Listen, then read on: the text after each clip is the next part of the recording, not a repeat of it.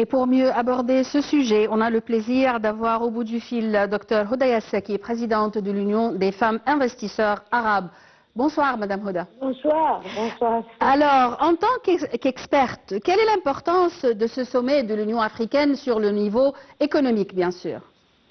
Je pense que de nos jours, le plus important, c'est le niveau économique. Bien sûr. C'est une des raisons que l'Union des femmes investisseurs arabes fait chaque année le sommet, ou pas seulement pas le sommet, l'investissement arabo-africain et les relations internationales. Parce que vraiment, l'Afrique, c'est là où on peut profiter et les femmes en profiter. Oui. Pour nous, ils ont des roues matériels qui sont très intéressants, avec des prix assez abordables. Oui. Et pour nous aussi, on a l'occasion, si de nos jours le président nous dirige vers l'export, c'est un marché, on peut dire, un marché vierge, Oui. là où on peut beaucoup en profiter. Malgré que d'autres pays sont déjà là-bas, mais les pays africains en général, ils aiment l'Égypte, ils aiment les Égyptiens, ils apprécient beaucoup notre président. Alors c'est l'occasion ou jamais d'en profiter pour pouvoir faire des chiffres assez acceptables et qui feront un grand bénéfice pour l'économie égyptienne et pour l'export. En même temps, on peut en profiter sur le niveau aussi touristique. Ils ont les safaris, ils ont beaucoup de choses qui vraiment peuvent attirer les Égyptiens et nous, on peut en profiter de les inviter vers nous. Il y a de ces pays qui ont beaucoup d'entrées, malgré qu'on pense que non, l'Afrique, ils sont pauvres, c'est pas vrai. Oui. Il y a qu'ils ont beaucoup de retours et on vise un certain niveau de personnes. Là, ils peuvent venir voir les pyramides, jouir de la culture pharaonique, jouir de Sharm el-Sheikh, de Hurghada, de la mer. Et pour eux, c'est vraiment, ça les intéresse énormément. Et nous, surtout, étant donné que l'Union des femmes investisseurs, on a beaucoup de relations assez fortes. Par exemple, on a eu l'occasion et l'honneur d'inviter la première dame du Congo, la première dame de l'Afrique, Moyenne-Afrique, la fille du président de Nigeria, beaucoup de personnes de l'Afrique, en tous les cas, qui sont venues, ils ont été vraiment ravis. Ils ont apporté des grands groupes avec eux de l'Afrique pour venir voir l'Égypte. Ils ont acheté plusieurs maisons ici et beaucoup de commodités qu'ils ont pu prendre ici vers l'Afrique, surtout sur le niveau des conteneurs, commerce, ça veut dire.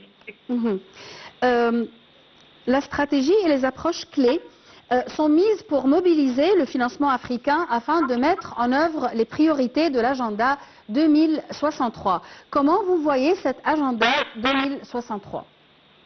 Je vois que c'est vraiment ça, comme on dit, c'est notre but. Et là où on travaille tous là-dessus, et pas seulement le gouvernement seul, mais le gouvernement, le secteur privé, les NGO, tout le monde, on doit savoir comment mettre main dans la main pour faire des relations développées. Surtout aussi sur le niveau de la santé.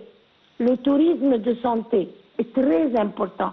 Ils ont beaucoup comment dirais-je, des dons qui viennent parfois de l'Amérique, parfois des pays européens.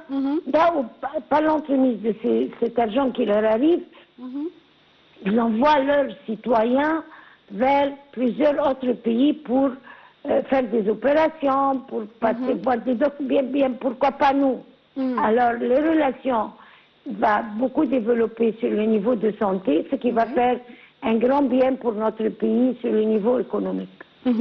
Et on parle toujours de défis économiques qui entravent le chemin de l'économie en Afrique. Comment vous voyez ces défis? Quels sont les défis, premièrement, et comment vous voyez l'éradication de ces défis? Je vois que le défi essentiel, c'est le manque de savoir.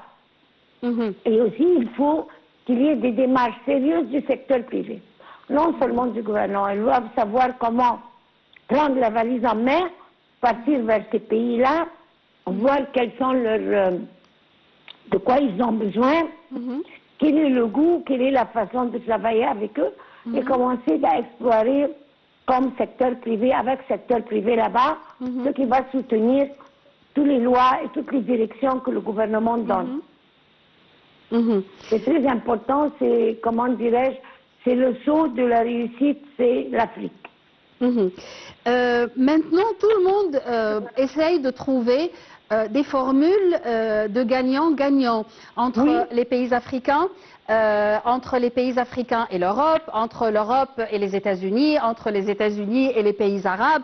Comment vous voyez cette formule qui essaye à mettre en relief des relations gagnant-gagnant? Je trouve que c'est très important et qu'on est déjà très en retard. Il faut bouger. On est en retard. Très. Docteur Hoda Yassa, merci pour vos éclaircissements. Je répète que vous êtes présidente de l'Union des femmes investisseurs arabes. Mesdames et le messieurs, plus important, que je suis pro-l'Afrique. Oui, nous sommes tous pro-Afrique. Oui, nous sommes tous pro-Afrique. Madame Hoda Yassa, merci d'avoir été des nôtres. Merci, mesdames et messieurs, et à la prochaine.